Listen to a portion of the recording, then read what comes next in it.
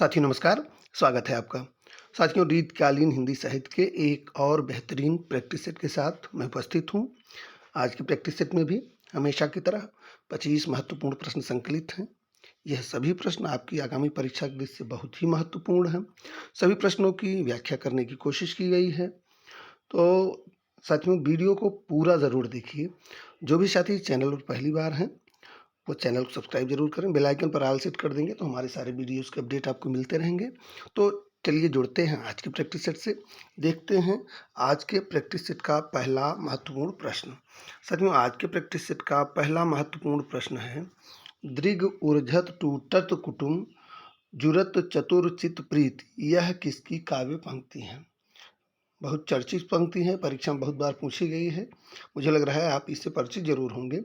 यह बिहारी, तुलसी, जायसी, कबीर, इन चार में से यह किसकी पंक्ति है। तो इसका सही उत्तर है साथियों विकल्प संख्या 1, ये कबीर और बिहारी की पंक्ति है।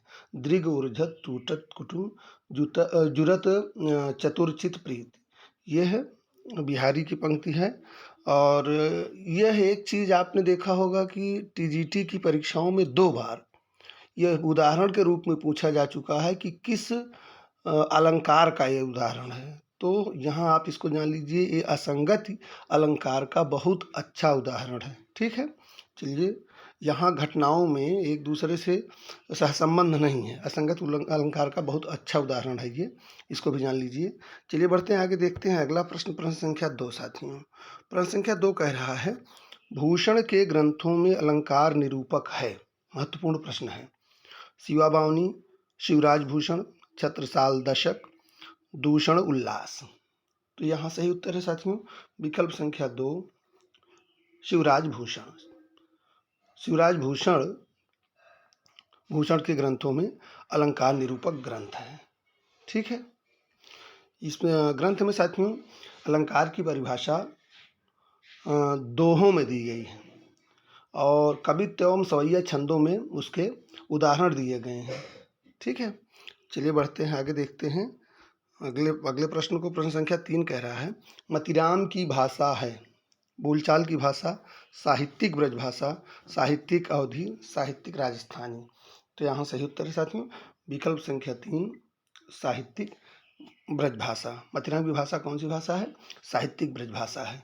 ठीक है, बढ़ेंगे आगे, देखेंगे अगला प्रश्न। प्रश्न संख्या 4, प्रश्न संख्या 4 कह रहा है, ऋतुवर्णन तो इनके जैसा किसी श्रृंगारी कवि ने नहीं किया है। आचार्य शुक्ल का यह कथन किसके संदर्भ में है। बिहारी, घनानंद, सेनापति, पद्माकर। तो यहाँ सही उत्तर है साथियों विकल्प संख्या 3, सेनापति। ऋतुवर्णन तो इनके जैसा और किसी श्रृंगारी कवि ने नहीं किया है, आचार्य शुक्ल जी का यह कथन सेनापति के लिए है। ठीक है, सेनापति का एक बहुत वो महत्वपूर्ण तथ्य जान लीजिए कि इनका सर्वाधिक प्रिय अलंकार सेनापति का श्लेष है। ठीक है, चलिए देखते हैं प्रश्न संख्या 5 को। सगुण अलंकारन सहित दोष रहित जो हो, शब्द अर्थ ताको कवित विबुध कहत सबको। यह भी बहुत बार परीक्षा में पूछी गई पंक्तियां हैं। यह काव्य विषयक परिभाषा किसकी है, यह काव्य विषयक परिभाषा किसकी है, यह बहुत बार पूछा गया है, बहुत ही महत्वपूर्ण है। सगुण अलंकारन सहित दोष रहित जो हो, शब्द अर्थ ताको कवित विबुध कहत सबको। यह काव्य विषयक परिभाषा किसकी है। चिंतामणि केशवदास, भिखारी दास, मतिराम। तो यह सही उत्तर इसका साथियों विकल्प संख्या 1, यह चिंतामणि की पंक्तियां हैं। ठीक है, बढ़ेंगे आगे, देखेंगे प्रश्न संख्या 6। प्रश्न संख्या 6 कह रहा है, हिंदी की रसरीति परंपरा का प्रस्थान ग्रंथ है रसिक प्रिया, हित तरंगिणी, रस पीयूष निधि और रस रत्नाकर। तो इसमें सही उत्तर है साथियों विकल्प संख्या 1, हिंदी की रसरीत परंपरा का प्रस्थान ग्रंथ केशव दास जी की रसिक प्रिया को माना जाता है। रसिक प्रिया की रचना केशव दास जी ने 1591 ईस्वी में की थी। ठीक है, चलिए बढ़ेंगे आगे, देखेंगे अगला प्रश्न। प्रश्न संख्या 7, माधवानंद काम कंदला किसकी रचना है। बहुत ही महत्वपूर्ण, बहुत ही चर्चित रचना। माधवानंद काम कंदला किसकी रचना है। बोधा, ठाकुर, गंग, आलम। तो सही उत्तर है इसका साथियों विकल्प संख्या 4, आलम। आलम की जो अन्य महत्वपूर्ण रचनाएं हैं, आलम केली, सुदामा चरित, श्याम सनेही, ठीक है, यह भी बहुत महत्वपूर्ण है। आलम केली भी महत्वपूर्ण है, सुदामा चरित और श्याम सनेही भी महत्वपूर्ण है। माधवानल काम कंदला तो बहुत ही महत्वपूर्ण है, परीक्षाओं में बहुत बार पूछी जा चुकी रचना है, ठीक है। चलिए बढ़ते हैं आगे, देखते हैं प्रश्न संख्या 8 साथियों। प्रश्न संख्या 8 कह रहा है कि भूल कहत नवरस सुकवि सकल मूल सिंगार, किसकी उक्ति है? बहुत बढ़िया, देव, चिंतामणि, सोमनाथ, कुलपति मिश्र। तो सही उत्तर इसका है साथियों क्या? सही उत्तर इसका है विकल्प संख्या 1, देव।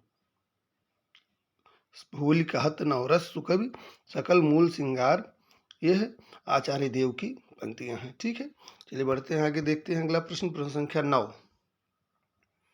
प्रश्न संख्या 9 कह रहा है पद्माकर द्वारा रचित अलंकार ग्रंथ कौन सा है? भाषा भूषण, रामचंद्राभरण, काव्य अलंकार, पद्माभरण। तो इसका सही उत्तर क्या साथियों? इसका सही उत्तर है विकल्प संख्या 4, पद्माभरण। पद्माकर द्वारा रचित अलंकार ग्रंथ पद्माभरण है। साथियों, जयपुर नरेश प्रताप सिंह ने पद्माकर को कविराज शिरोमणि की उपाधि दी थी। किसकी? कविराज शिरोमणि की उपाधि दी थी। महत्वपूर्ण तथ्य है, इसलिए मैंने आपको बताना जरूरी समझा। किसने दिया था? जयपुर नरेश प्रताप सिंह ने पद्माकर को कविराज शिरोमणि की उपाधि दी थी, ठीक है। चलिए बढ़ते हैं आगे, देखते हैं अगला प्रश्न, प्रश्न संख्या 10। प्रश्न संख्या 10 कह रहा है इनमें से किसने आदिकाल को जय काल और रीतकाल को कला काल कहा है? डॉक्टर ग्रियर्सन, डॉक्टर रमाशंकर शुक्ल रसाल, डॉक्टर इंद्रनाथ मदान और नंदुलारे वाजपेयी। तो इसका सही उत्तर है साथियों विकल्प संख्या 2, डॉक्टर रमाशंकर शुक्ल रसाल ने आदिकाल को जयकाल तथा रीतकाल को कला काल कहा है, ठीक है। चलिए बढ़ते हैं आगे, देखते हैं अगला प्रश्न, प्रश्न संख्या 11। प्रश्न संख्या 11 कह रहा है साथियों पंडित और प्रवीणन को जो चित्त हरै सो कबित्त कहावै, यह किसकी उक्ति है? बिहारी, घनानंद, ठाकुर, देव। तो इसका सही उत्तर क्या साथियों? इसका सही उत्तर विकल्प संख्या 3, ठाकुर। पंडित और प्रवीणन को जो चित्त हरै सो कबित्त कहावै, यह कथन ठाकुर का है। ठाकुर जैतपुर नरेश राजा केसरी सिंह तथा उनके पुत्र राजा परीक्षित सिंह इनके दरबार में रहा करते थे। ठाकुर की कृतियाँ बहुत चर्चित, ठाकुर ठसक, ठाकुर शतक, ठीक है ना। चलिए बढ़ते हैं आगे, देखते हैं अगला प्रश्न, प्रश्न संख्या 12। प्रश्न संख्या 12 कह रहा है भरी रही भनक बनक ताल तालन की, तनक तनक तामे खनक चुरीन की, किस कवि की पंक्तियां हैं? रत्नाकर, पद्माकर, देव, द्विज देव। भरी रही भनक बनक ताल तालन की, तनक तनक तामे खनक चुरीन की, यह किस कवि की पंक्तियां हैं? तो इसका सही उत्तर है साथियों विकल्प संख्या 3, देव। यह देव की पंक्तियां हैं। चलिए बढ़ते हैं आगे, देखते हैं अगला प्रश्न, प्रश्न संख्या 13 साथियों। प्रश्न संख्या 13 बहुत अच्छा प्रश्न, बहुत ध्यान से देखिए। डॉक्टर पीताम्बर दत्त बर्थवाल के अनुसार रामचंद्रिका है असाधारण महाकाव्य, फुटकर कविताओं का संग्रह, छंदों का अजायब घर, अलंकार मंजूषा। तो इसका सही उत्तर क्या साथियों? इसका सही उत्तर विकल्प संख्या 2, डॉक्टर पीताम्बर दत्त बर्थवाल ने रामचंद्रिका को फुटकर कविताओं का संग्रह कहा। यह बहुत महत्वपूर्ण प्रश्न है, बहुत ध्यान से देख लीजिए।